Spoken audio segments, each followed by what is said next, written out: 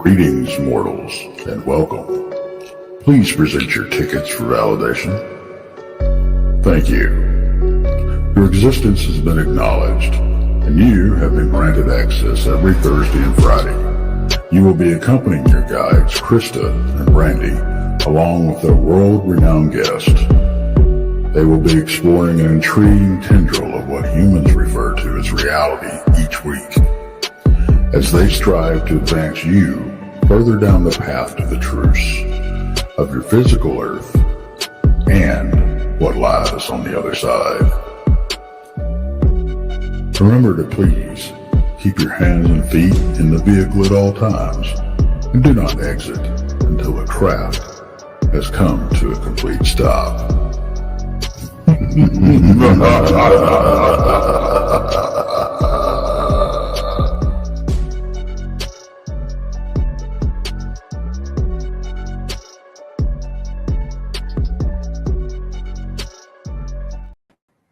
Hey, welcome. Welcome, everybody.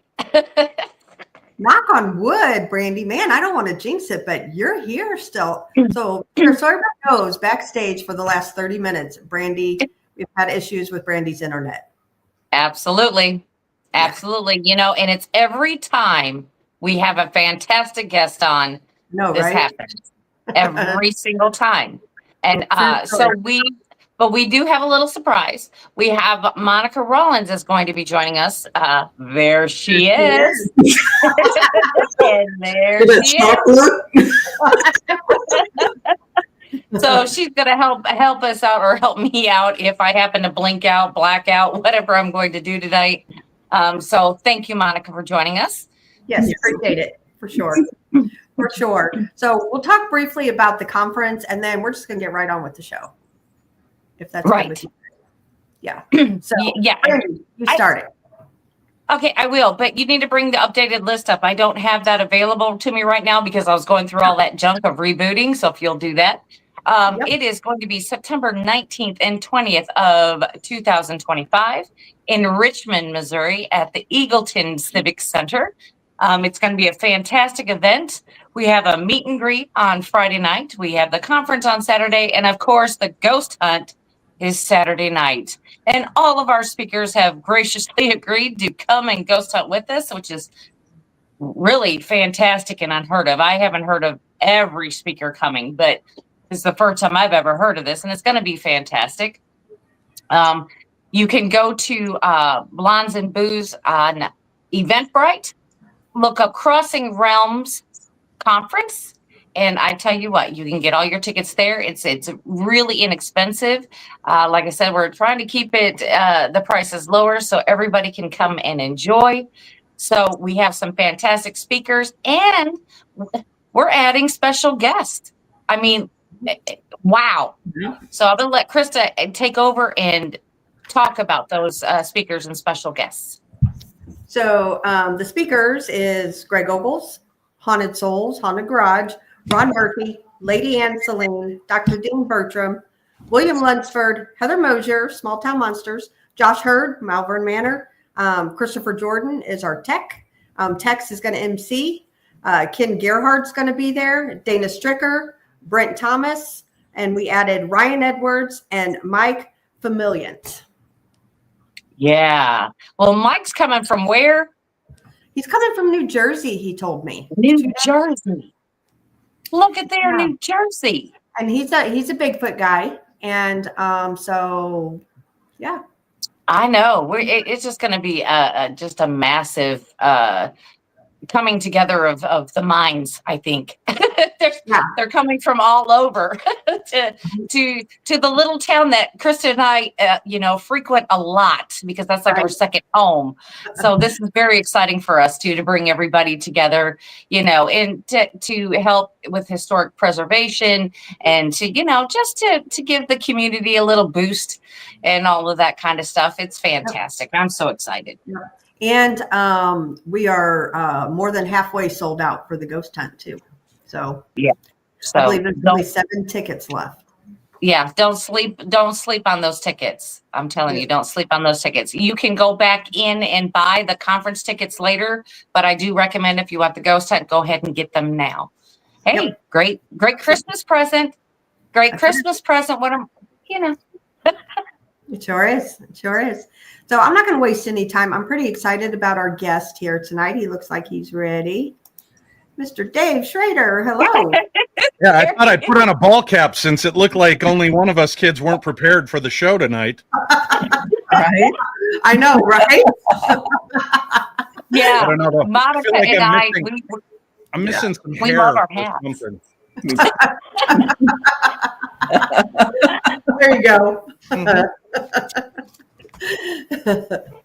Exactly. Well, we can hook you up with a blonde wig. We'll send you a blonde wig. Well, I mean, I need one too. You know, I thought about this is kind of funny. So, you know, the show, you know, we're called Blondes and Booze Paranormal Podcast. However, you know, I'm getting older and I keep dyeing my hair blonde. I've got a lot of gray. So I was just telling my husband, I was like, you know, me and Brandy both maybe need to do the gray thing, and then we'll be called the Grays and Ghouls. The Grays and the Ghouls. I don't know if you've ever looked the information up, but this is not gray. This is platinum blonde. Okay. There you go. It's just platinum blonde. There you go. You're right. You're Ghost right. hair. Ghost hair. There you go. I like that. Yeah, I do too. I do too. Well, there's a name. There's a name. Ghost hairs and booze. Hang on, I'm registering it right now. And here's the booze, so I'm catching up. There you go. Well, we definitely appreciate you coming on tonight for sure. My pleasure. Thanks for asking. You know, I've been a longtime fan and follower of yours. Absolutely. Goes way back, like I told you backstage. I honestly I don't remember the Paranormal State one, but I do remember the Ghost Adventures episode. So yeah, I've been lucky. I told you backstage, I got to first enter the foray of paranormal TV by being a guest on Paranormal State, and appeared in their First Contact episode where I took the kids on their first field trip. So instead of just looking for ghosts and demons, we went out looking for UFOs and a bat squatch. I didn't know anything about bat squatch, but I knew about the UFOs because I'd been to that UFO ranch before. And then I made friends with the Ghost Adventures guys, and we did some events together, and they asked me to start joining them. So I'd pop on, and I think I've done about a dozen episodes of Ghost Adventures, one way, shape, or another over the years. And then I did their 2 live Halloween specials. Yes. Zach and I did a 13-part miniseries called Paranormal Challenge that was really fun. And yeah, so it's, you know, it's been a great run and a lot of fun. And I worked for 5 years behind the scenes of Ghost Adventures as a location scout and researcher. oh wow. Very cool. That I didn't know. Yeah, see, the more you know. Doon, doon, doon, doon. That's awesome. Very cool. I you know, like I said, I've always enjoyed watching your shows, and then it seems like, you know, you've got a lot going on now, even, you know, that you had talked a little bit about, but we can talk about that at the end. Sure. Your new stuff that you got coming up. Yeah. I mean, I understand like everything's coming off of, you know, Discovery and coming off of the Travel Channel and all of that stuff. But I mean, that really hasn't stopped me, you know, from watching, you know, all the episodes and everything that you're coming out with. You know, it has been like an inspiration for me to get to some of those places that you had been, actually, because Krista knows I travel anywhere I can to get to a location, anywhere I can. So, you know, I admire you for being able to do all that. That's fantastic. You have my dream job. Thank you. I'm glad I got it before you got in. So no, it's been a blessing to me too. I've always wanted to travel. Prior to my work in the paranormal field, which began in January 1st, 2006, officially when I launched my first paranormal radio show, I had only traveled to about, 7 or 8 states. As of now, I think I've traveled to 47 states, and I've been to Australia, Germany, Prague, Romania, England, France, Scotland, Ireland.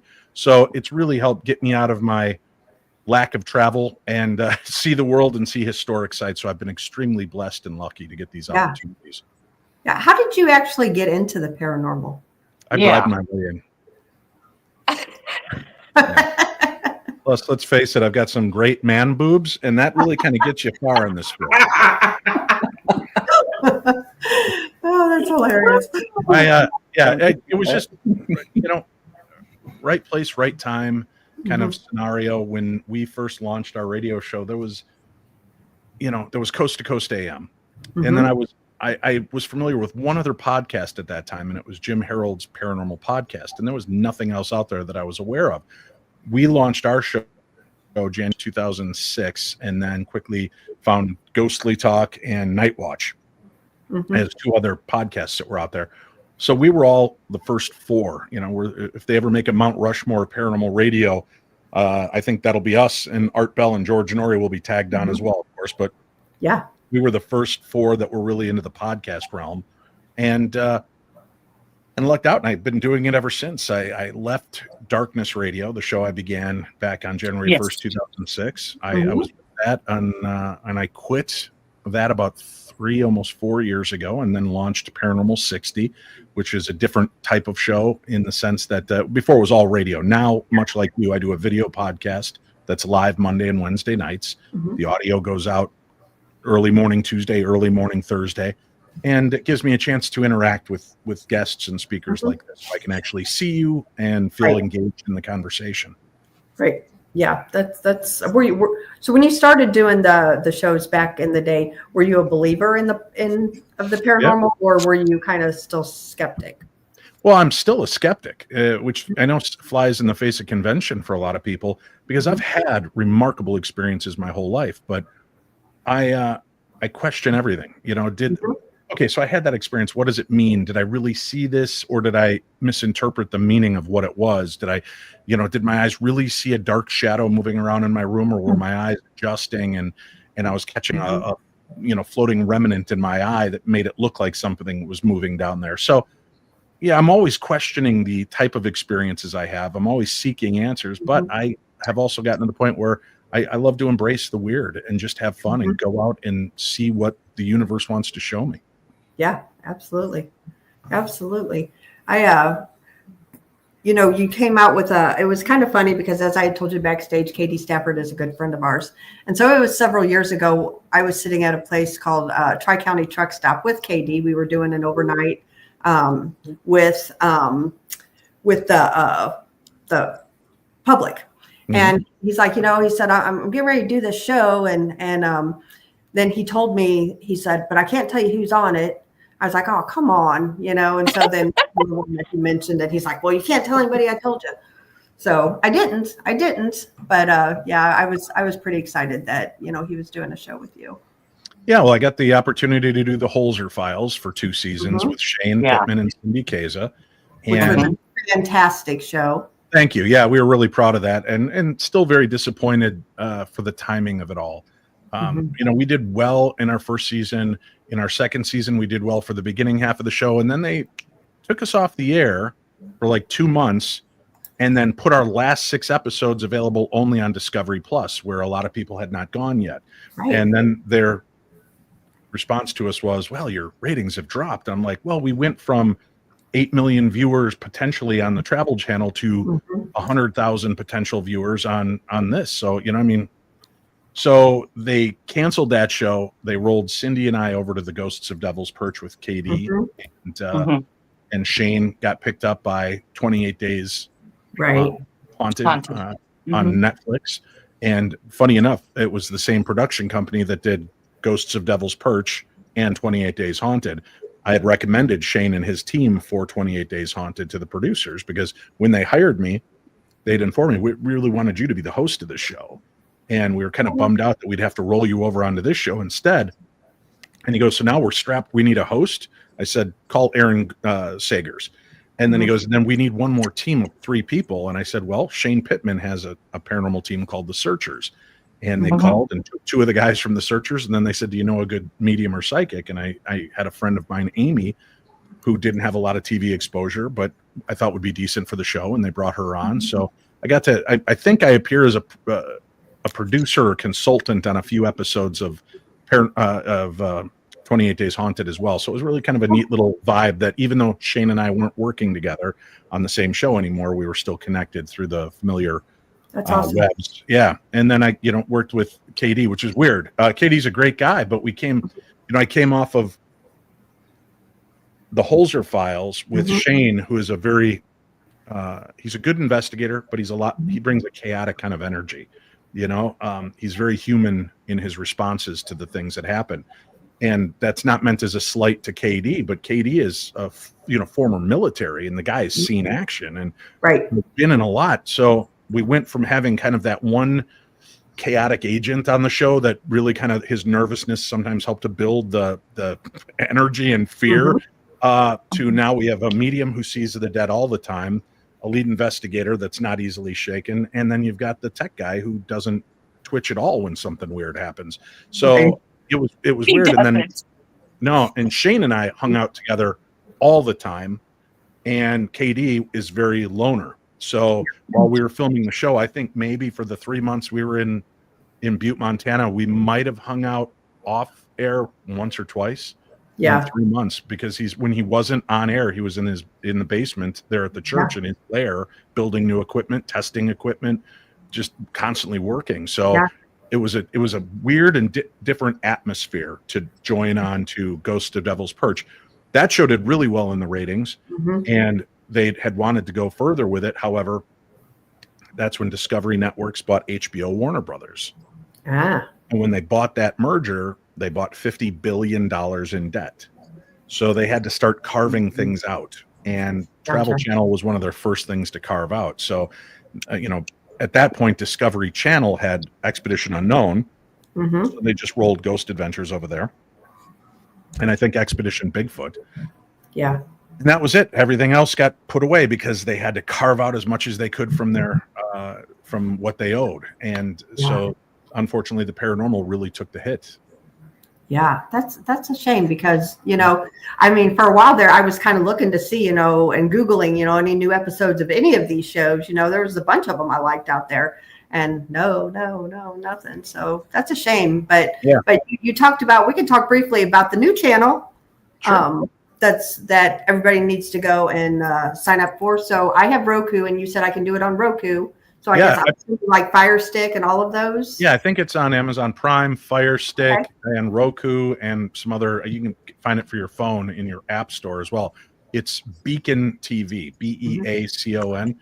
Shane Pittman and Josh Purvis from the Searchers, paired up with their friend Mike. They've created and launched a really great new streaming service that is all paranormal and true crime, I should say. Paranormal and true crime now. So they've entered that foray.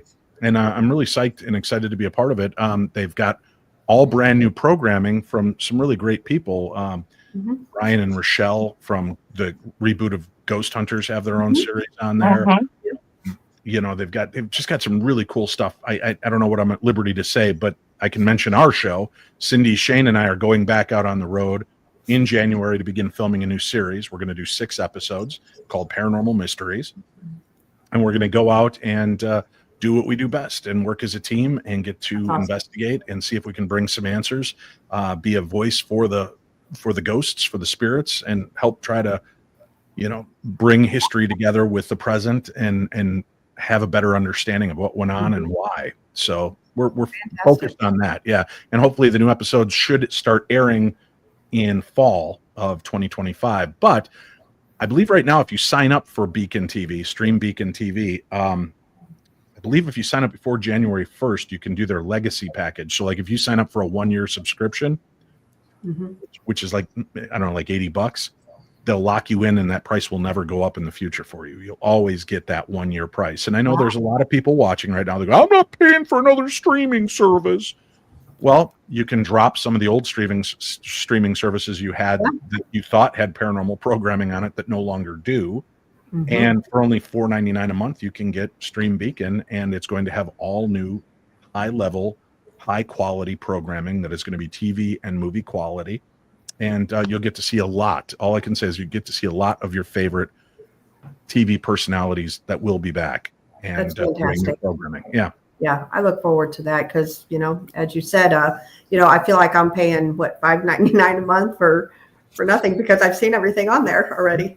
Plus, here, let me give your listeners a quick little secret. This is something that the industry doesn't want you to know. If you call to cancel any of your other streaming services, most likely they're going to try to keep you and offer you the same package you have now for quite a bit less. Mm-hmm. So it takes you wanting to leave for them to cut you that deal. So you can go do that and maybe start saving half off of what you've been paying, and you'll make up that $5 like that, getting back in on a project like this and be able to stream it. So just a little idea to keep it out there. Yeah, absolutely. Well, I look forward to it. I'm definitely going to check it out. Thanks. I'm signing up for it. That's for sure. Yeah. There will be tests. There will be tests after every episode, ladies. I will show up there and I will be asking questions. Yeah. Come on, anytime. Like I said, it was kind of funny because Brandy and I have talked, we're all as a team with Monica and then Texas from Porch. But we've got a big group of us and we're putting on this conference and this is our first one together. And so maybe one day we'll grow up and we'll be able to afford you to come to our conference. Oh, probably not. Very expensive. I'm in demand, ladies.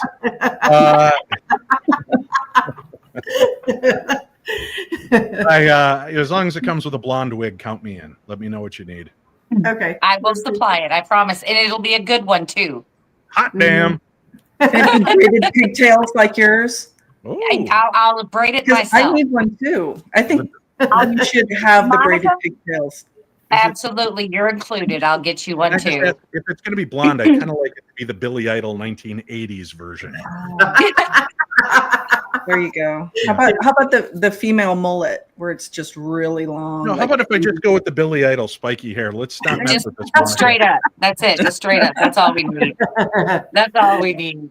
I do have to say this though. I mean, I love all everything that you've been on. I find it very informative and entertaining, and some of it is just I'm in awe of. But I mean, the Holzer files I think is the one where I was sitting there going, that shouldn't have been canceled at all. That's pretty much why I had my TV. I mean, I still have it now because of other reasons, but I don't watch it. But I mean, I would watch the TV just for that. Most of my stuff is done, streaming and other things, and more so now than ever because of everybody switching over. But now that Beacon TV has come out, now I'm really excited again that I'll be able to see this, the high quality, content put out. Yes, and new things, new content. That's what's exciting. Yeah, it's not reruns. I don't want to watch the reruns again. Yeah. Well, for your viewers that haven't seen it, it's called the Holzer Files, Holzer, Holzer Files. And we did 2 seasons. So I think there's 23 episodes. We got to reopen the case files of one of America's first and probably one of the most preeminent paranormal investigators, Dr. Hans Holzer. And just funny to call him America's first because he's Austrian. But, he did his work here in America mostly. And we got to not only reopen his case files, but we had original video, photographs, audio from his original investigations, so we could lean into those and see if we could update the stories at all. And we had a great time doing it. And sadly, there was enough in the files that we probably could have gone. I've heard different things between 12 to 15 seasons without repeating a story. But then in every season, we did at least an episode or two where this is a location Dr. Holzer wanted to get to, but never got a chance to get to. Or he went to try to get in there and they refused him. But the families that now own those historic sites saw our show and liked us. And they're like, hey, we'd like to have you come in. So we probably could have gone about a good 16, 17 seasons of doing the show that way. And like I said, it was kind of a blow to lose it. And now all the files have reverted back to the Holzer family and the Rhine Institute and all the other places that we had acquired them from. And hopefully the new show, we're working with some of the minds behind the Holzer files and, some of the production and directors and such. So we're really hoping we can still capture that same energy. And you've got the three of us working together, and I think we have a great chemistry. We're like, brothers and sisters and just love each other best. You guys are great. Thank you. And didn't you, wasn't Hans's daughter Mhm. part of the show? too? Alexandra, right? Yeah, she was a part of the show. And before your viewers write to me and tell me, "Oh, I heard Alexandra canceled the show," I've heard that too. I don't know that to be true, but apparently she has made the comment at I live hadn't heard events that she was the one that pulled the trigger on ending the show because she felt she and her family should have been featured more prominently. Oh, I didn't. Yeah, so I don't know if that's. Sorry, I'm sorry for even bringing it up. I apologize. Okay. I like to answer because I think it's important too that, I mean, I can tell you what the formal information was is that the network canceled us. She's telling a different story. So I don't know who's right. But, if she's the one that pulled the plug, that's really a shame. I mean, I thought we were doing a great job keeping her father's name out there and reinvigorating. Well, I was going to say it was all centered around her father. How more prominent could the family name be? Well, I think, there was talk because she's a medium as well. And, I don't think she was fully grasping the concept of how brutal the audience could be. And if we use her as the medium on the show and we're trying to convince you she doesn't know anything about those files and they're her father's files that are in her garage, that isn't gonna, I wouldn't believe that storyline, So we legitimately had a medium who didn't know anything about Dr. Holzer, didn't know any of his case files, and we kept her in the dark until the last moment before filming. And there were times that we might be filming in New York, we'd fly her into New Jersey and then drive her over. So she had no clue where she was going anytime. And that's how it worked. We did bring her in for one episode in season 2 to be a guest investigator with us. And that was in America's Stonehenge, and had a great time with it. But again, she also had some special needs children, so she couldn't be on the road. Each episode took 5 to 6 days to film. Sure. And she couldn't commit that kind of time to be away from her family. So, hopefully sometime in the future, we'll all get the chance to work together again. If there's no hard feelings with her. I also haven't heard from her since the show ended, which is a sad, deal. Yeah. But I wish her nothing but the best and success. And we're all very proud to have been a part of the Holzer files and 23 episodes. And I would be a complete liar if I didn't say it's humbling when I'm sitting at a paranormal conference and I've got people on each side of me from different paranormal shows, and people stand in line and get autographs and then walk over to our table and say, "You guys had the best show. We loved your show over every other one." And it's right in earshot of the other shows. So I kind of like that, but I thought that was very kind and sweet. So I'll take the win where I can get it. Yeah. Because I mean, it's true. You do. You do the best shows. You really do. Thank you. So I was actually looking, I thought the series was so good. I was looking for, the longevity of it all, And had they not made that big acquisition and taken on $50 billion in debt, we might have still gone on. I don't know. Yeah. Wow. Yeah. That's a shame. Well, a lot of people have turned away from those channels and basically TV now because it's not worth watching anymore. Yeah. Well, but please, I listen, I still support and love the guys from Ghost Adventures and of course Josh Gates is a very close friend of mine.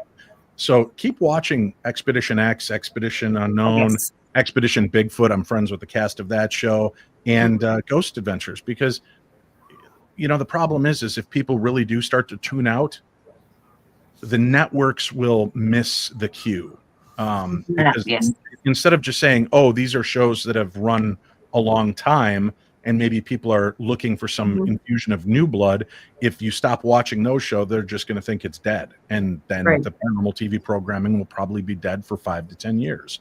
So we really want those shows to still be on and be successful, because that'll keep an interest in bringing more shows back. Right. Well, yeah, and I'm hoping they kind of take notice of like these networks like Beacon TV that they're starting to build and things like that. Maybe they'll kind of change their mind quicker. Maybe. I hope so. I hope so. If not, watch Beacon TV, because that's got a lot of great programming in it, and you'll get to see our new show. The only place you'll be able to see our show is Beacon TV. So I'm psyched about getting that opportunity to go out there, and I've looked at the list of the places we're investigating, and we've got some cool history. We've got some great stories, and hopefully we're going to, help recapture some of that lightning in a bottle. Yeah. Oh, yeah. That'd be awesome.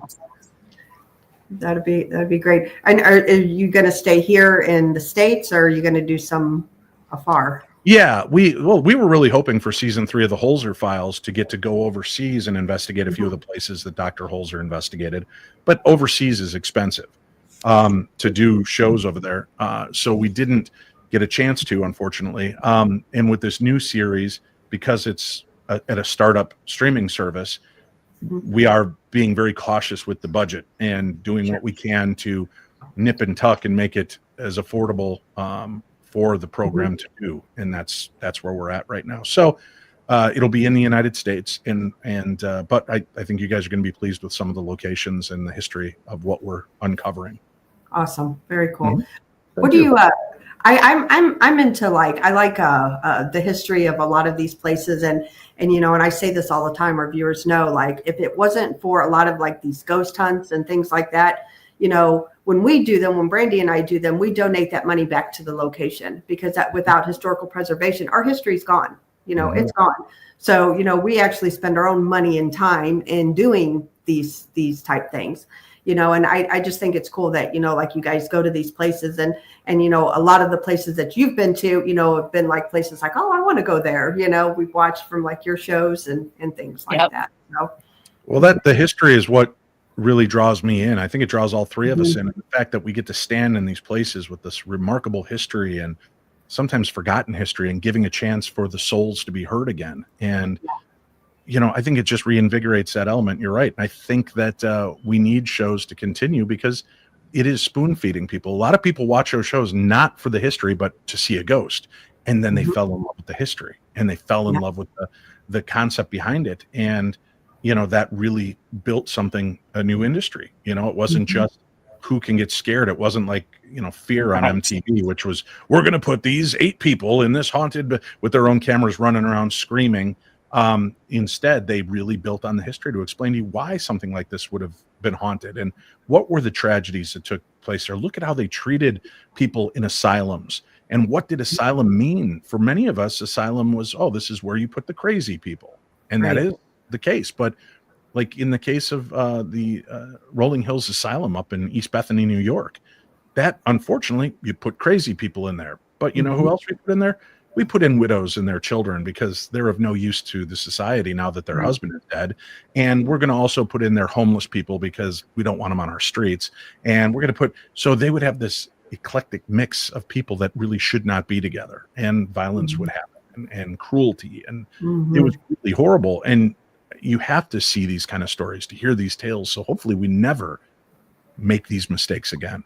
Yeah, absolutely. And, and the thing too, a lot of these people, I don't believe they were crazy. A lot of them might've been, maybe mediums. So yeah, they were hearing voices or, things like that. And they were put in there unnecessarily. Well, now, Krista, I do know some amazing mediums that are still crazy. So, well, but not crazy enough for one of those places. So, which reminds me, let's keep Chip Coffey and Chris Fleming in the prayers and collective. They're on my list to ask you about. Yeah, Chris Fleming is battling cancer right now, and he has got an upper hold on it. But the treatment, although we know there's light at the end of the tunnel, the treatment can be debilitating and just take the life out of you and the energy out of you.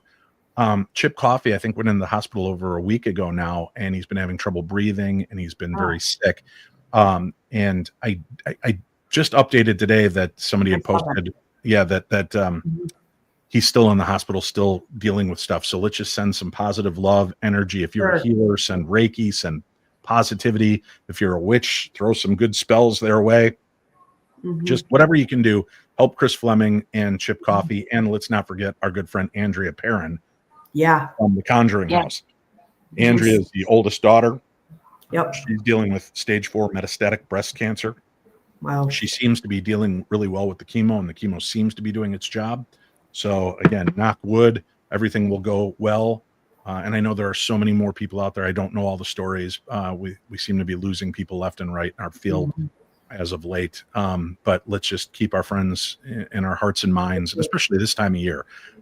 They're going to need us, because a lot of them feel very lonely and isolated because they can't be around people and sick. And it's brutal. Oh yeah, absolutely. And I've always been a fan of Chris and Pip both too, because I like the Psychic Kids that show that they both did. Right. It's what really piqued my interest with them. So yeah, definitely prayers for both of them, all of them.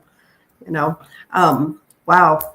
It just, like you said, it's Christmas time, and everybody needs some love. Yeah, that's right. Yeah. That's Mhm. right. And I think you're right. I think that in this field that we are getting older. We're getting there. It's like everything is just kind of finally catching up. We're not young chickens anymore. So No, I that's just why hit I thought- 37, and why is that so funny? Why is 37 a funny age to you? Well, Well, I'm 37 with 20 years experience, but I There you feel go. like I think of myself as Right. 37. So I mean, it's most important for us is to keep the children involved. To bring up the next generation. I think we're losing them to video games. I hate to say that, but it's true. We're losing them to video games. And what are your Randy- thoughts? I mean, Randy, you're is it starting to sound like my mom in 1979 when Atari came out. So we're going to lose our kids to the video games and that rock and roll music. That Cyndi Lauper and that Madonna whore are going to ruin the industry. We all survived it. We all go through these cycles. We haven't lost them. I know a lot of young people that are into the paranormal. And luckily, I also am the co-author of The Other Side, a teen's guide to ghost hunting and the paranormal, which would make a great stocking stuffer for you. So you could put it into your teens, get them involved in investigating with you. I just so happen to have a teen who likes to investigate and probably would love that book. Ba-ba. See, there you go. There it is. Like There it is. yeah. It was kind of funny because my one, I have a 12-year-old and a 14-year-old still at home. And they always ask me, like, who's on your show? And I'll say, and no offense to anybody who's ever been on our show, but they're like, oh, I don't know that person. I said you today. And they're like, oh, we know him. We know him. I was like, yeah, you've seen That's that. the guy from Pawn Stars. I'm not the guy from Pawn Stars, okay? Yeah, my daughter, who's also my youngest, who's also 14, is like, what time are you on? I said, well, it's going to be 8:00. She says, okay. She never asked me that. She never asked me what time. She says, you got a podcast tonight? And I'll just tell her, yeah. She's like, oh. And then today she's like, well, what time is it? I'm like, okay. So you're interested today. Okay. Yeah. Perfect. Well, Yeah, thank you, kids. Thank you for being the next generation of clear-minded, very adult, mature paranormal investigators who love Dave Schrader. Well, my thought on these kids, though, it's like it's our job to teach them the correct way, and to be a skeptic first, and then try to knock things out first. Teach them the right way. I believe that children are the future. Treat them well and let them lead the There you way. go. There you Show go. them all the beauty they possess inside. Give them. I knew exactly where you were going. I knew it. I knew it. As soon as you said that first line, I was like, I know where he's going. He's going to start singing any minute. I'm pontificating off the top of my head. Yeah. So, Monica, people are in chat are saying that you're not speaking. So, talk away, girlfriend. No. I didn't know I was going to be on tonight. I don't have anything prepared. Neither do I, Monica. Hasn't stopped me. I'm enjoying the stories. I'm enjoying listening. I've got a new service that I'm going to subscribe to that I'm super excited about. Yeah. I got to say. Pornhub? Yeah, exactly. Exactly. Again, I'm picking up. That's hilarious. You do have a question here, real quick. Dave Bristol asked, are any of Dave's army of children interested in following his footsteps? Yes. For those of your followers that don't know, I have 11 children between my wife and I. Mm-hmm. I'm the father of 8, and then I have 3 stepchildren. So I'm the father to all 11, but that's the way it breaks down. And yeah, my kids have gone, every one of them have basically gone out investigating at some point. My youngest daughter and my second youngest daughter are probably the most interested, and they love to go out and investigate and have some fun, but they've all done it from time to time. My daughter Pacey really wanted to eventually take over my radio show at some point. Now she's too cool. So Right. Totally understand that one. Totally. When she realized she was making more at Taco Bell than Dad was making on the radio, she figured this is not a good. We need to start making better choices in life. So I told him the reality of reality TV is there's no money in reality TV. Right. So it's definitely a hobby. Yeah. Oh, yeah. Well, it's a passion. I love it. It's research. It's all the things we bring to it. But just give yourself. Let me give your friends, followers, and fans a quick brain check. For any of you that are hoping to make it rich in the paranormal field, I've been doing this for 19 years on radio, and I'm far from rich. I have done years of TV, far from rich. And now it's actually gotten worse because there are some of you that will jump on to do a TV show and almost pay the production company to be a part of it.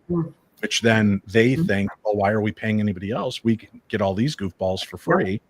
And yes, it opens up doors because then you can go to other conventions and be seen and do that. But there's just, I don't have one job. I've got 8 jobs. I do live events. I do live talks. I do the radio show. I do the podcast. I do the TV series. I do background research and stuff. So I've got 100 ways to make a living.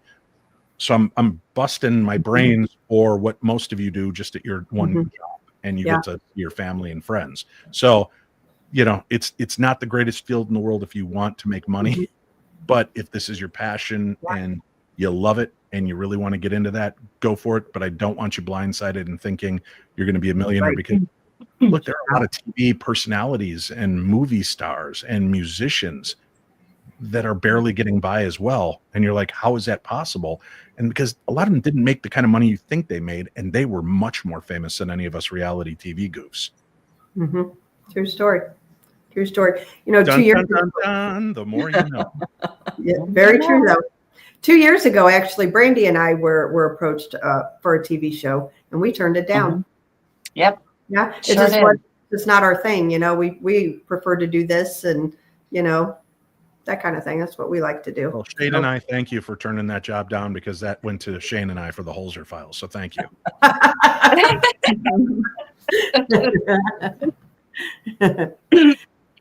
doubt if it had been anything as good as that, but I'm just saying. You never know. Having some competition. No, I'm just kidding. Yeah. Healthy competition is good. Yeah. So we have somebody in the chat. It's Eddie and Jen and the vlogs, and then some, and they have special needs adults.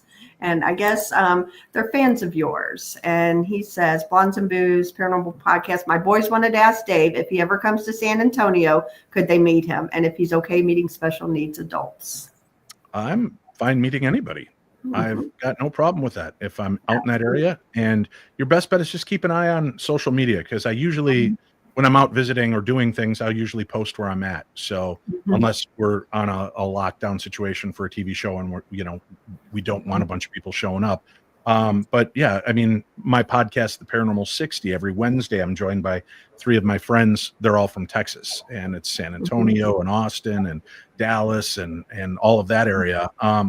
So I do get out to California, or get out to Texas at least once a year, and love doing that. So yeah, if I'm ever out in that area, please come and see me. And never hesitate. Whoever would like to come meet me, it doesn't matter age, nothing. Everything is. You really are a nice guy, because like I said, I did meet you a couple of years ago, so you didn't blow me off. And I do feel bad. That's a tough part of this job. I just was blindsided on X like about a week or two ago. I had done something, and I happened to notice somebody said, "Oh, what a great show, Dave." And then somebody said, "Yeah, it's too bad he's such a jerk." And I was like, "What?" And they're like, "Yeah, I did an event with him at Joliet State Prison 2 years ago, and he was just a real jerk. And I wanted to show him some evidence, and he told me he didn't have time for it and walked away." And I wrote and I said, "Hey, I'm really sorry. We all have bad days, and I'm trying to control an event with 60 to 100 people and lead it through this deal. And, I just hope that if you have a bad day at work, people are a little bit more forgiving for you. But I do apologize. That's usually not my MO. I try to be kind to everybody. And they did write back and say, okay, I get that. I mean, you did say that you would look at it later, but I felt embarrassed and like you would put me aside. So I never came back and asked you. So, you know, that's one of those kind of instances. It's like, well, I'm sorry you felt slighted, but you know, I'm always available and I try to make myself available. Doesn't mean that sometimes my brain isn't in 18 places and you ask me something and I'm like, yeah, I'll do that. And I'm not meaning it like piss off. I'm meaning it like, okay, we'll do that, but let me focus on this right now. And I will tell you too, there's a lot of people. I've said this on a couple other shows, but I can't stress it enough. You see a lot of us that appear on these shows and we're at conventions and on radio shows, and I think you mistake who we are. The Dave Schrader you see on TV and in radio and at live events is a much different Dave Schrader than you meet in reality. Only in the sense that I am an extreme introvert. I'm painfully shy. And if you approach me and I'm not expecting it, like I'm at Walgreens and you're up, Dave, I'm probably digging my toe at the ground and, okay, nice to meet you. Right. And I just am very awkward and shy, but that is the way it is with a lot of us in the paranormal field. And you see us at events and you guys are always in a little clique. That's the best time to come talk to us because then we're in our little group. Come up and talk to us and watch how we flourish. It's just as unnerving for us to talk to you one-on-one as it is for you to come up and talk to us, but feel free to do it. I appreciate that. I'll never turn down the opportunity to do a picture or sign anything or give you a hug, whether, short, tall, anything. If you need a hug, say, Dave, I need a hug and I'll give you one. No questions asked. Awesome. So, but be aware that a lot of us are painfully shy in this field. And I know it seems like it's not, but most introverts have an extroverted personality. But one-on-one, if I'm in a group of 10,000 people, I can command that stage and audience, and I can have you laughing along with me or freaked out or thinking. If it's you and me, there may be long, pregnant pauses in our discussion because I'm just, what do you want? Not in the right brain set. So please be aware of that. Yeah. I don't know if you've seen the comment that I had just put up here. But it was our friend Terry. She said, I met Dave years ago with Chris Fleming and the Constantinos at Ohio State, and we had a friggin' blast. Have followed you ever since, at least 15 years ago. LOL. Thank you, Terry. I appreciate that. And I believe I remember you. So you still owe me that $20, Terry. Just saying. I don't want to. The juice is running, and after 15 years, you're up to $38. So, yeah, I love doing the live events. I was. Here, let me pat myself on the back. I was the first one to kind of launch the big paranormal conference and events. I started with the Ghost Hunters, and we did events for 2 years together where we would go to Eastern State Penitentiary, or we would go to Stanley Hotel or the Queen Mary, Rolling Hills Asylum. And then I moved on after working with them and worked with the Ghost Adventures crew and did that all the way up till 2012. And loved being in that field and bringing people together. And it was so exciting. I mean, for 7-8 years, we did those big events. We had complete strangers meet at these events, fall in love at these events. Some got engaged at our events. Some got married at our event. Some created babies at our event. So it's quite a cool legacy. It's a very cool legacy to be a part of. And I love the people that meet in this field get a chance to maybe meet new friends that they wouldn't have met any other way. Yeah, that's what I would tell everybody. Some of our best friends are in this, between the Bigfoot and the paranormal world. So, yeah. Screw those UFO people, right? Weirdos. Yeah, I just don't know a whole lot about them. We're trying to get there. I actually just had my first UFO encounter last year at Malvern Manor. Oh, very cool. Yeah, we seen it was actually with Terry. It was almost like a mothership, and it broke off into like 5 pieces. It was the craziest thing I've ever seen. Huh. Yeah, and that was my one and only UFO. That was a pretty good one. You don't need another when you see that. No, I'm happy. I'm happy with it. And that was close enough. Thank you. That was close enough. Yes. Which is the name of my next book, Close Enough Encounters. There you go. I want to ask you about the Lizzie Borden house. Okay. Is Lizzie guilty or not? What are your thoughts on that? I got to film a really interesting special. They call it a ShockDoc, and it's called The Curse of Lizzie Borden. So if you have Discovery Plus or you have the Max streaming service, you can watch it. It's called Curse of Lizzie Borden, and it was me and Chris Fleming, the medium, and Luann, who was a EVP specialist. And then we ended up having somebody stay with us for the whole episode. He was originally just supposed to pop on, Sam Beltrusis, who is a distant relative of Lizzie Borden.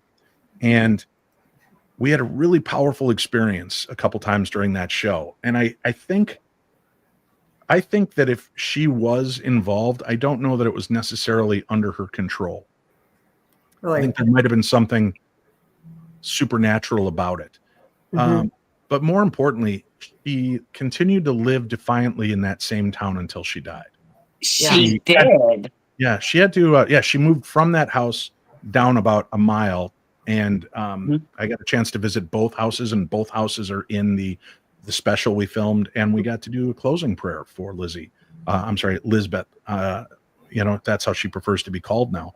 And I had a very profound encounter while we were there. We had some really weird stuff take place, and I just think it's time people stop calling on her. And that's why I said I love doing what I do, because we hopefully give a voice to the dead. We give a voice to the ghosts. We give a voice to history. And if she was innocent, could you imagine having that hung on you for all of eternity, where people are continually calling you out as a murderer? Yeah. There are so many things that don't add up about the story. And, so I don't know that I can say she's completely innocent of the murder, but I don't know that she was the one driving the ship when it took place. Yeah.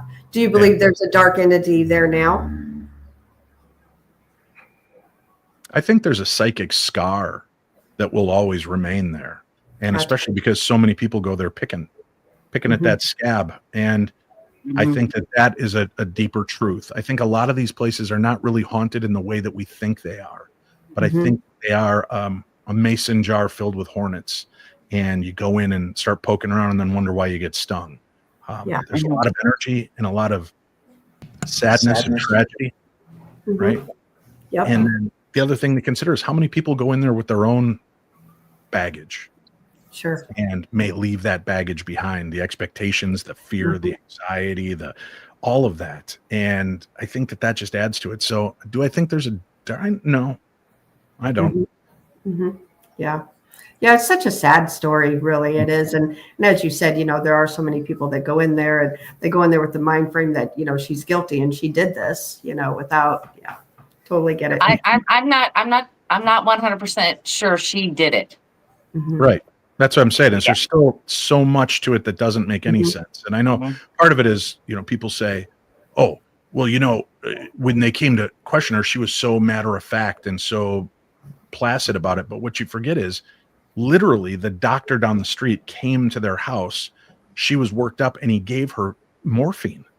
So by the time they were interviewing her, she was whacked out on morphine. And if you've ever had morphine, there's no energy in what you're saying or doing. It's all very, I don't know. I came downstairs and my dad was dead. And, I would have thought the morphine might have actually opened up more of truth to her.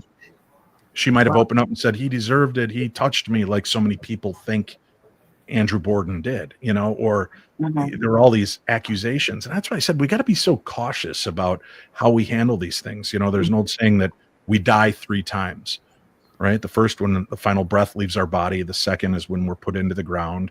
And the third is the last time somebody we know says our name for the final time. And Lizzie Borden's name will never be silenced. And to have that cross hung on your shoulders, innocent or guilty, gosh, that would be brutal. We did an episode of the Holzer Files, and it was called The Final Word, and it took place at Franklin Castle in Ohio. And today, that one still sticks with me. And you hear all this tragic story of the father and how he molested one of the workers, and they had an illegitimate child, and then he stole the baby, and there was a well under their house. He drowned the baby, pushed the baby out through that went out to, there's no well under the house that went out to the waterway 3 miles away. None of that was true, but the family that lived there propagated this story. and they used to charge $0.25 to go in and do a tour of the house. So they had stories.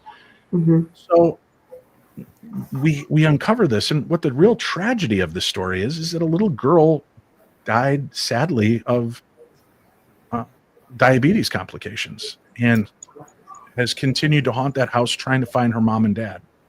That's And her sad. mom and dad, we think, are still there, but they're on different planes. They all died at different times, and I don't know that their timelines are intersecting in a way that they can find each other. And that to Right. me was heartbreaking. And to have your story continue to be told by people 100 years later that didn't know you, didn't know any of the people involved, and they're saying this story with 100% certainty sucks. So I think we owe people the truth. And if you don't know the truth, shut up. Right. Amen. I wholeheartedly hear you with that. Yeah, the whole story of Lizzie, though, it is just really sad, and you know, maybe one day she'll get her peace, but like you said, it's just going to keep on going. You know. Yeah. Well, and I'm not sure that the part of her that remains there Mhm. is even a full part of her. That very well could be the broken segment of Lizzie that Mhm. will always remain after the murders and that trauma. And that may be why she had to move out of that house and move down the street, is just to get out. Could you imagine? You lose your mom and father in a brutal murder to which everything's pinned on you. You go through this major court case and you're found innocent.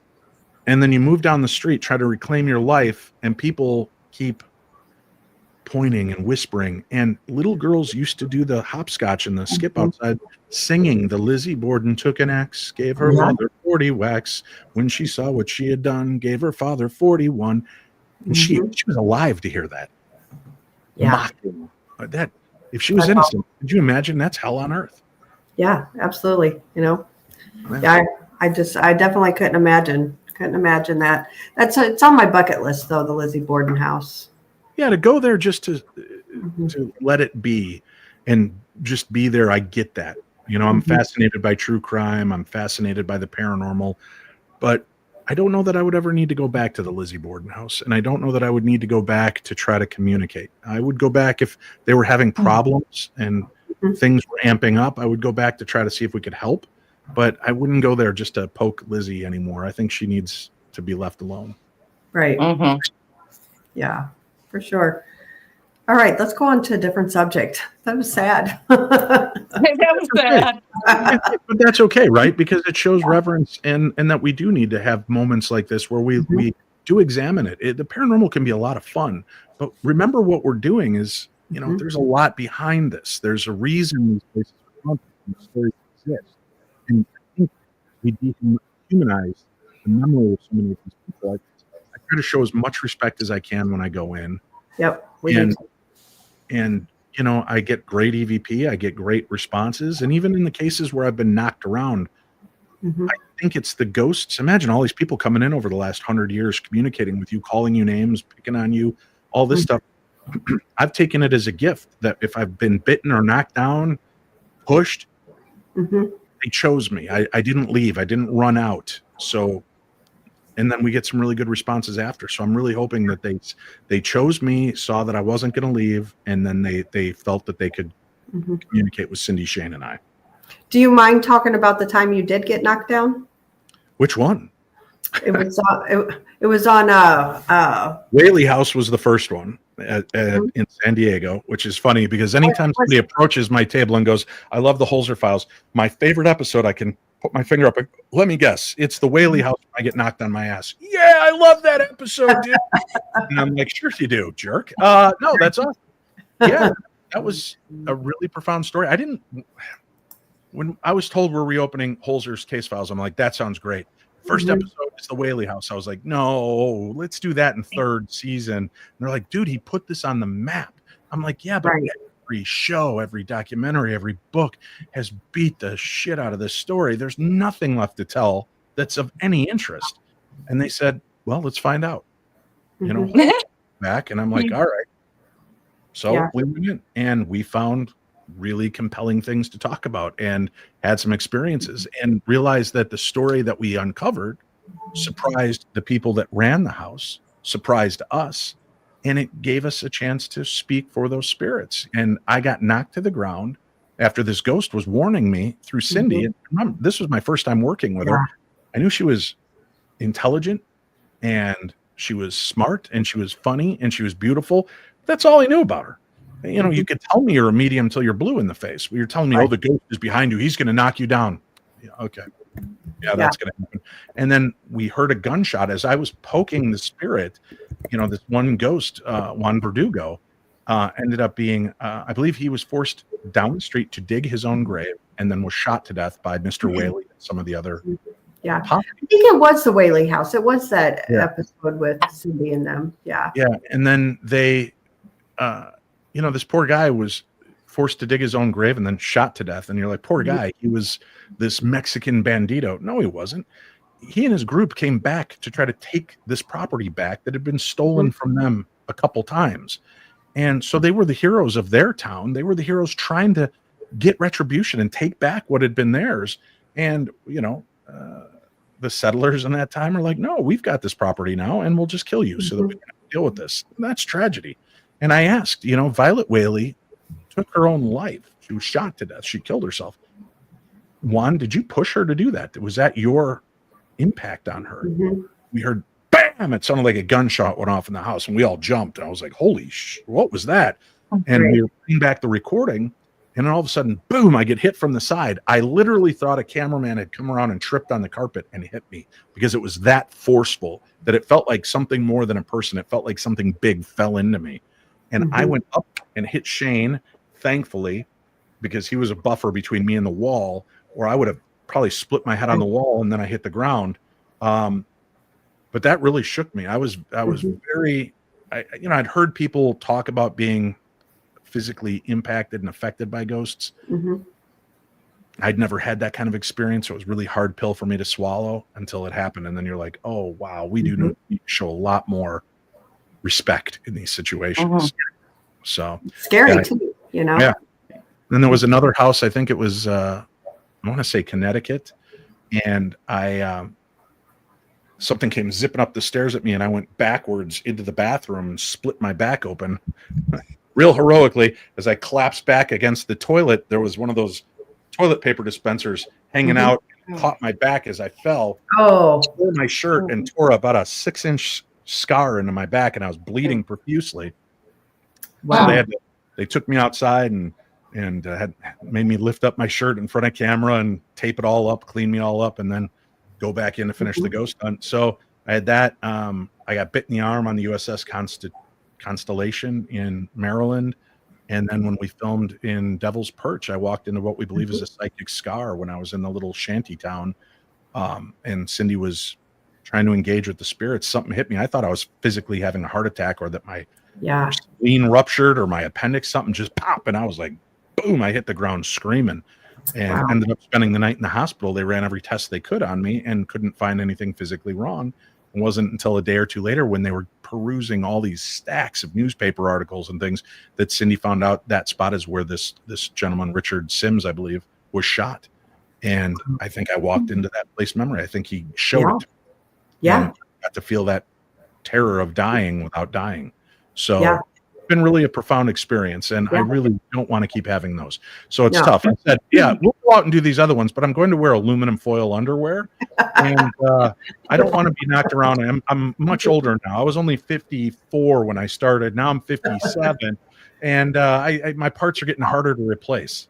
Yeah, I hear you. You know, my thing is too, I feel like, you know, a lot of people, you know, they get scratched or, you know, something like what happened to you. I don't think that they're all necessarily negative because, I mean, you just said like that one, he might've been just trying to show you what he went through. Or, you know, I think maybe they're just trying to get attention, you know, so people automatically, they go to like the negative side of things. And it's not necessarily always the case. You know? You can't walk in a place of fear, right? I say this ad nauseum, but people will tell me, aren't you ever afraid? I'm like, of what? Oh, of the ghosts. I go, no. Are you afraid when you go to the zoo and see a tiger? They're like, no, but I went to the zoo. I go, right. And you went to the haunted house trying to find a ghost and you saw one. Why would you be afraid of it? I'm going in to have an experience. I set that intention. I set that, manifest that destiny for myself. it doesn't mean I don't get shocked. I'm not trying to sound like the tough guy that's never afraid, because, oh yeah, there are times you hear something and it's jarring. You hear a scream or a growl or something unnerving, but it's okay. Now what can I do? And I realize everybody has a different level of terror, right? I watched 1970s horror movies and I'm like, okay, kids, let's watch Halloween. And my kids are like, oh, yawn. It didn't affect them the way it affected us. Sure. When we were kids and we saw that movie, because gore is something so much different now. Horror is something so much different. So I try to tell people, just don't walk in a place of fear. And I've actually seen women where their hair suddenly starts to get lifted up gently. Swat it down and they're like, it's touching me. And they run out of the house. And I'm like, you were just asking for a sign. It didn't grab you by the ponytail or braids and yank you to the floor. Right. It lifted your hand up. Right. Or your hair up, rather. And, but that was the level. Being touched was too much for that person. Everybody has a different fear factor. Right. Right. So. Absolutely. And that's isn't there, I'm sorry, isn't there an incident in Ghost of Devil's Perch where you were actually, it looked like you were brutally thrown to the floor? Something happened there where you were taken to the hospital? Yeah, Brandy, what I'll do is we'll pause here. You can rewind this episode and watch that segment that we talked about 5 minutes ago. I thought you were talking about a different one. I am so sorry. No, it was when we were in the shanty town in the little shanty town where I walked into what we call a place, a psychic scar, a place memory. Felt like I got shot and I collapsed. There you go. There you go. There you go. Sorry, I was doing something on your my bad. I hope your followers are paying more attention than you are. Come on, Brandy. Monica, isn't this why you're supposed to be here, to pick up her slack? Well, that's when she completely drops out. And that might have been it, Monica. That might have been it. Randy, I'm just teasing. I hope you know that. Yeah, for sure. I gotta ask you, Dave, what are your thoughts on cryptids, Bigfoot and Dogman and things like that? Because we have a lot of cryptid people in our chat that really, that's their thing. I think I saw Bigfoot when I was about 12 years old. Wow. I have a hard time believing that we're so easy to dismiss it. There's just too much weirdness from too many people, from too many walks of life, from extremely intelligent investigators and scientists to Bubba and Joe who saw him out by the still, right? So if it was just Bubba and Joe all the time, I think they're just trying to keep you away from their still by talking about the Bigfoot in the area. But when you have researchers that are finding things and are uncovering interesting factoids about this, and then I always remind people, look it up. When did we finally uncover the gorilla? And it was I think it's less than 200 years ago. And you think, no, that can't be right. But it's less than 200 years ago. Until then, he was Bigfoot to so many people. He was, that doesn't exist. A big bipedal hairy creature. Well, where's the bones? Why aren't we finding this? Why aren't we finding that? And lo and behold, the great silverback and gorillas do exist. So if these creatures have always been here and they're just adept at, hiding, and I actually talked to an investigator back in 2006 who really set my mind on this path. He said, I think they work almost like a military unit, and that's what the thumping is. I think that they have scouts around perimeters where they live.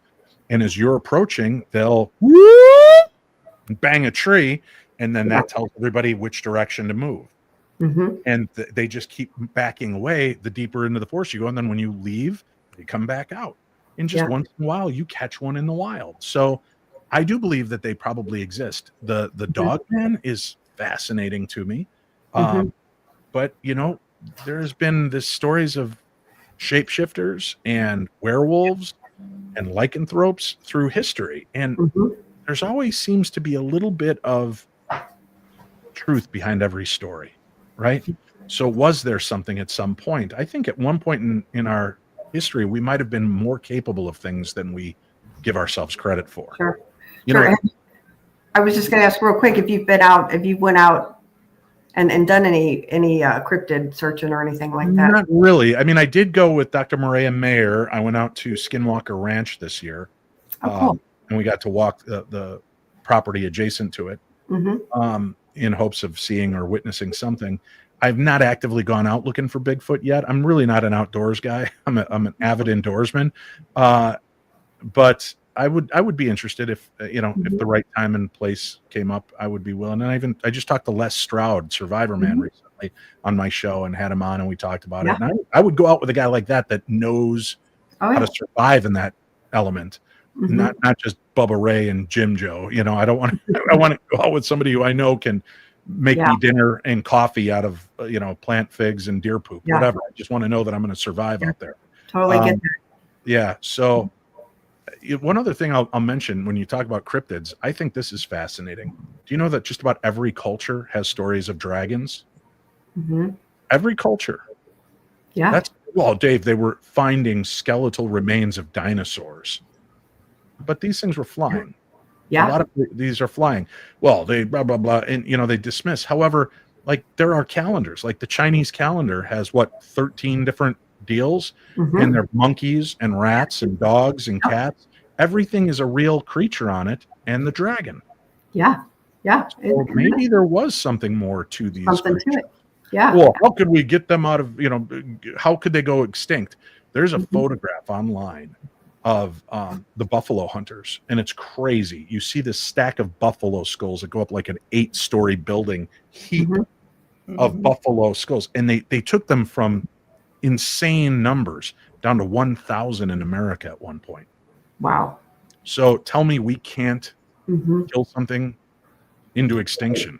Right, exactly. Brandy and I, we've done ghosts for so many years, and it used to get that adrenaline rush. You know what I'm talking about, when you would go out, and we started getting into the cryptid side of things, and it's back, that adrenaline rush. So I still love Krista, real quick, do you have somebody near you right now? I do. I've got All right. As you're talking, all of a sudden the shadow moves. Not shadow person. Okay. All right.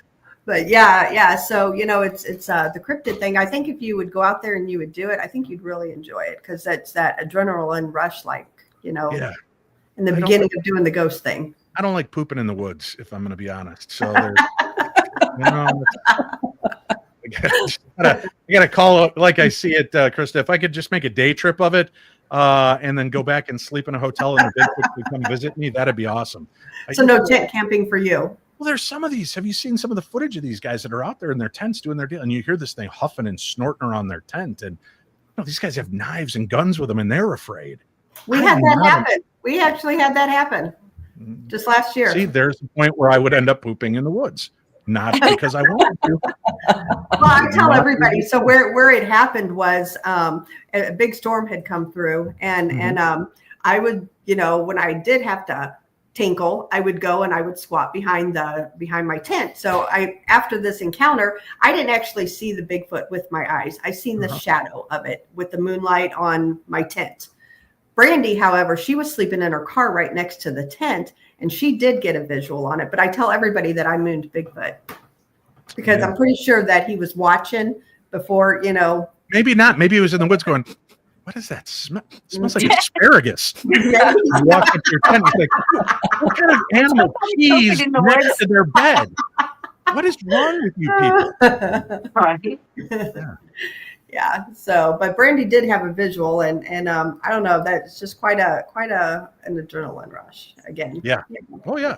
That's great. I don't want to have, I would like to have that experience, but again, I will wear Depends, and it'll be on my terms, not theirs. I don't know. I'd love to have the experience. I would go back to Skinwalker Ranch. I would spend an entire night out there, which sounds counterintuitive to what I just said, but I would want to know that I'm there with people that are much smarter and more adept at dealing with the out of doors than I am. And just don't sleep. Just stay up all night. I'm 57 now, Krista, and staying up all night pretty much means I make it to 1:30, and then I'm up by about 8:30 in the morning. So there's a big window of possibilities and missing. If I could take just a minute, though, to hawk my book, because I do want to mention something. I've got a book called Theater of the Mind, Tales from the Darkness, and this is a collection of real stories, ghosts, UFOs, aliens, monsters, and other strange stories of the supernatural. These are stories I've collected over the last 18 years. Wow. There are a couple of my own stories in here about a haunted hospital and a haunted doll. There are stories about time slip phenomena. There are stories about doppelgangers, changelings, ghosts, just a really cool myriad. I wanted a book that wasn't just ghost stories, because I think when you look at it and you're running into black-eyed kids, the bloody bones man, aliens, UFOs, strange lights, things that I wanted it to be a bigger spectrum, so that you look at each story at its own, but at the end of the book, you kind of see how interconnected everything really is. Absolutely. And there is more to the story. So if people are interested, you can go to Amazon.com and get Theater of the Mind, Tales from the Darkness. If you'd like to get a signed copy, you can go to my website at paranormal60.com, and I have signed editions on my website that you can buy. I also, listen, you can get your hands on my package right there on the site by ordering this book and my other book, The Other Side, A Guide to Ghost Hunting and the Paranormal. And for Christmas, give the gift of my package to your favorite friends, relatives, your wife. I want my package because she's really into paranormal. So get it while you can. I'll even sign it. I'm going to offer you their signed package. I am right now, Dave Schrader. I'm Dave Schrader, and I support this ad. What? It's so funny to people all the time. It's the hot package for Christmas. It is. Where you grab your... Just stuff my package right in your stocking. Yeah. I'm getting horrible looks from across the room from Sweet Tea from my show right now. She just walked in and heard me talking about my package, and she's very upset. So it's kind of funny because our friend Paranormal Paul, he works at a meat place. He said that's like saying I want you to buy my meat. Yeah. Mythical Meats is one of my sponsors, and I've been telling people, if you want to get your lips around Bigfoot's meat, this is a chance to do it, because they have Bigfoot, unicorn, chupacabra, dragons. They have a Dungeons and Dragons set, and they have some of the best meat. It's Mythical Meats. So if you go to Mythical Meats, and I think use the mythicalmeats.com /P60, I think it is, and then you use P60 for the checkout code, you'll save a bunch of money, but you will get some of the best high quality jerkies and meat. And summer sausage. Meat, yeah, we'll never go back. So this holiday season could be filled with Bigfoot's meat and my package. There it is. There it is. Her first for you. Prolific package. It's filled with so much goodness. Look at it. You know what? I got to tell you, talking about this, and this is a true story, Brandy. Wait a minute. No, let's not start the conversation. Speaking of your package, Dave, I have to tell you this. I'm getting real uncomfortable. It's not about your package. I will tell you that. However. Okay. Oh, wait, no, however is not the way to go back into it. Krista, are you? So there is a place here in Missouri. Yes. And it is known as the Fudge Factory. Yes. Yes. In Uranus. Uranus. Yeah. Yeah. I would love to go to Uranus for some fresh packed fudge. Right. That's because, but we were actually looking at doing an event in Uranus, but there wasn't enough room for us, Krista. So we're try the nutty fudge. Yeah. Oh, any other kind? Could go without saying, but it goes in the way it comes out. Is that what you're trying to tell me, Monica? Yeah. Nutty. Yeah, I love that stuff. Hey, by the way, are you guys going to be out there at the Missouri Paracon this year? No, unfortunately, I'm not. I know. Well, I'll be there. All of your followers and friends should come on out, because I'll be there having a good time. And I'll even have that book and my new book that I'm working on right now that marries two of my passions. One of them, the paranormal, and the other one, it's not having children. But you'll have to find out soon. I've got a new project I'm going to be launching in January, February timeframe, and I'll be releasing a book in conjunction with that. I'm very excited about it. Yeah. When is that Paracon, though? I thought we had an event ourselves. It's at the end of, let me double check. I don't want to steer you wrong here. It is at the end of February. It is February 27th through, I think the 28th, March 1st and 2nd kind of thing. So that's when the Missouri Paracon is. So if people are interested to come out and see us, I'll be there. Shane Pittman will be there. There's going to be a lot of cool speakers on hand. Unfortunately, the blondes and booze won't be there, but unfortunately. Wow, Chris, that was painful. Yeah, we won't be. Yeah. Come on, if your event falls through, come on out. Come on out. Be a part of it. Yeah. If not, yeah, we would have loved to have come, honestly. But we're going to the Lone Star Paracon in March. So we kind of had to pick and choose. And we had found out about the Lone Star Paracon before the one here. So sure. Yeah, but there's next year.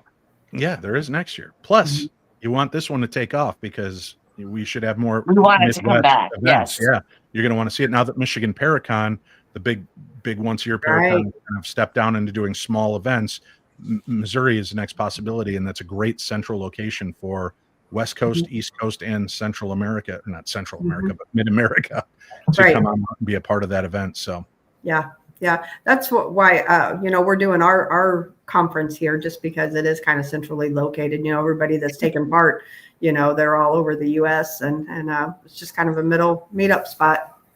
Well, if I can mention, if you don't mind, in April, I do have an event that I'm bringing here to Minnesota. It is going to be, is it April? I don't want to lie to you. Maybe it was March. It's definitely one of those. It's March. It's 27th of March through the 30th. We're going to be at the Palmer House Hotel. And it is medium Scotty Davis and medium Sarah Lemos from Ghosts of Morgan City and Ghost Town Terror. I know And Sarah very well. Yeah, she's amazing. And she's a great teacher. And it's going to be a full weekend of psychic investigating. So if you are somebody that thinks you have some abilities and want to learn it, if you're somebody like me who's skeptical, but you want to come on out and see what you might find out, I encourage you. On our first night of Ghost Hunt, we're going to be doing something totally new in a fun, fascinating way. Second night is a standard investigation. But all weekend there are going to be talks. There's going to be a lot going on. And there's 2 gallery sessions, one with Scotty the medium, one with Sarah Lemos, some presentations on how to connect with your guardians, spirits, and angels, how to investigate using psychic abilities. Scotty is a cop and he's a psychic. And he is going to be doing a talk about the paranormal and crime, which is going to be really fascinating. So I'm excited to be a part of that. But that's going to be in March. People go to my website at darknessevents.com. Darknessevents.com. They'll see all the places I'll be this year. And come on out, see me, meet me, say hello, pick up some of my books, get a free hug, do your pictures, whatever you'd like to do. Come on out and visit. Yeah. And if we can make it work, to come over there to the Missouri Paracon, that'd be fun. Brandy and I got to talk behind the scenes because, we got a budget through the year. We got a budget. I understand. A budget. So, and we're pretty good friends with Brad and Barry Kling, and they're doing the Lone Star, and invited us to that this year. That's awesome. Very cool. Yeah, we had committed to that before I found out about the Missouri one. So. Yeah, I didn't find out about that one until I don't know why, but only about 3 months ago is when I first had heard of it. And you would think that being in Missouri, we would have heard about it by now. But of course, I live down in the little boot heel of it. We're out of the loop of all the news down there. Well, just listen to my show then, because I'm always up to date with all of the events. Right. Or I could go to darknessevents.com and figure out where you're going to be at all times during the year. That would be an even better way to do it. There you go. There you go. And Monica, please, shh. We're trying to have a conversation. I'm trying to figure out how I can order your package in time for Christmas.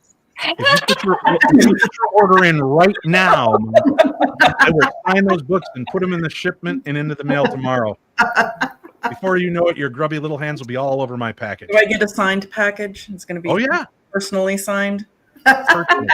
Put in the note and then hit me up, Dave. I just paid. I want it personalized, and I will take care. I mean, I heard you say earlier that you come to Texas quite often, and you have friends in Dallas, which is where I am most of the time. So now I'm just going to stalk you on social media and pop up like a Jack in the Box. Sure. Yeah. I'm going to grab your package. Thank you. Directly from you next time you're in. I won't be there probably. I don't know if I'll be there in 2025. I wasn't invited to the Lone Star Paracon, but my friends will be there. I think Greg Lawson from my show, Paranormal Stuff. Probably Chachi will be there. Maybe the Colonel, Marty. So they might be out at that event. But I think Shane. Very cool. I think Shane is going to be there. Yeah. I was yeah. there last year too. We was All there of those last that I year. just mentioned actually live in Texas, so you could actually meet them, Brandy, or Monica, and make friends with them, and yeah, that would be great for you as well. That would be. It would be wonderful, wouldn't it? Yeah, they have great I don't guys know if we're going to that are be able super to into the handle all the paranormal. talking that I do, though. I mean, Yeah, well, I mean, guys, I've got a show that I've got to get ready for you guys because my show's on in like 30 minutes. 30 I'm minutes. for it still. so, Right. Well, thank you. I actually talk on that one. Monica, reach out to me. I'll do your show sometime, and I'll let you talk next time. I promise. No, it's okay. I enjoy listening to you just converse about the packed fudge that you're looking forward to and your package that everybody is going to be clamoring for this Christmas. Thank you. See, you get me, Monica. You get me. I'm good like that. So it was very nice listening to you. And Monica, it was very nice for you to listen to me. So thank you. It was, right? It was mutual. Very mutual. Very mutual. Yeah. Thank you, everybody. Thank you, Monica. We'll see you at 10. Yep. See you in a little bit. Bye-bye. Yeah. Yeah. She does a show right after we get done. Hers comes on at 10 o'clock. So, Oh, very cool. Yeah. yeah. All right, so I should just stay here then. And Yeah. Well, we usually go about an hour and a half, and we're getting right there at that hour and a half. I'm just teasing with you. Oh, and ladies, thank you for having me on and Yeah. giving me this opportunity. And I just, if I can leave you guys and your listeners with something here, in all sincerity, at the end of this, we're in a point in history that's unlike any other. And I know that it's a scary time with wars on different fronts and changeover in politics. Whichever side you're on, it doesn't matter. It's scary for a lot of people and all of this change taking place. And the one thing that you can control is your life and the people that you know in it. Life is so short. We're reminded of that every day with friends like Chris Fleming and Chip Coffey and Andrea Perrin showing us just how fragile life really is. So the gift that you deserve this year is to forgive yourself for the mistakes that you've made, because you're only human, and to forgive people in your life and just move past those things, because all that hurt does is cause cancer and it will eat you alive. So I hope that from this point going forward, each and every one of you watching this show tonight have a life filled with laughter and love. And I thank you for spending some time with me tonight on this great show. And I thank you, ladies, for inviting me to be here. Thank you so much for coming on. Thank I you. definitely do appreciate it, and hope maybe next year we can get you back on again. You got it. All right. Thank you, Dave. We appreciate it. And everybody, see you later. Everybody, Good night. tomorrow night. We don't really have a topic yet, do we, though, Brandy? And get Dave's book No. here. Dave's book. But Dave's book. Get Dave's book. Dave's book. And actually, I'll drop all your links to your books and stuff in the verbiage of the show. So everybody, Perfect. if you check back in about 20 minutes, it'll be in there. Happy holidays, everybody. Merry Christmas. See you later. Thank Good night, you. everybody.